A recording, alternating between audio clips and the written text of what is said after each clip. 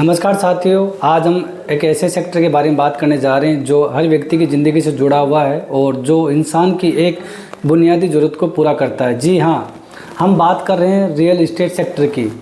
सरल शब्दों में समझे तो ज़मीन और संपत्ति से जुड़ा पूरा व्यापार ही रियल एस्टेट सेक्टर कहलाता है। इसमें ज़मीन, प्लॉट, मकान, फ्लैट, दुकान, ऑफिस और बिल्डिंग की खरीदना, बेचना, इन्वेस्टमेंट, निर्माण जैसे काम शामिल होते हैं। दोस्तों, रियल एस्टेट सेक्टर में मुख्य रूप से 4 प्रकार की प्रॉपर्टी होती है। पहली रेजिडेंशियल प्रॉपर्टी, जिसमें घर होता है, फ्लैट होता है, प्लॉट आते हैं। दूसरी कॉमर्शियल प्रॉपर्टी होती है, जिसमें दुकान, ऑफिस, मॉल शामिल होते हैं।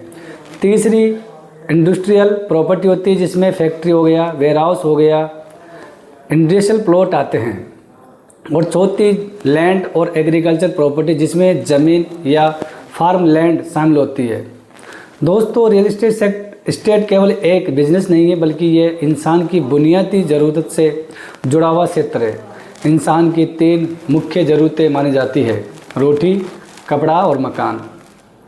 मकान की ज़रूरत को पूरा करने में सबसे बड़ी भूमिका रियल एस्टेट सेक्टर निभाता है। अगर निवेश की बात करें तो ज़मीन को दुनिया के सबसे सुरक्षित निवेश में से एक माना जाता है, क्योंकि ज़मीन एक ऐसी संपत्ति है जिसे हम बना नहीं सकते। धरती सीमित है, लेकिन जनसंख्या लगातार बढ़ रही है।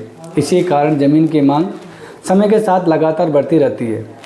आज दुनिया की लगभग 60 से 70% संपत्ति किसी न किसी रूप में रियल एस्टेट से जुड़ी हुई है।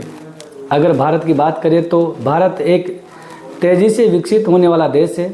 जैसे जैसे देश का विकास होता है, वैसे वैसे शहरों का विस्तार होता है और ज़मीन की कीमतों में तेज़ी से वृद्धि होती है। आज भारत में रियल एस्टेट सेक्टर का देश की जीडीपी में लगभग 7% योगदान है और आने वाले समय में ये सेक्टर और भी तेज़ी से बढ़ने वाला है। इसके अलावा आज बैंक की भी प्रॉपर्टी खरीदने के लिए होम लोन और प्रॉपर्टी लोन की सुविधा देते हैं, जिसे हम आम आदमी भी आसानी से प्रॉपर्टी में निवेश कर सकता है।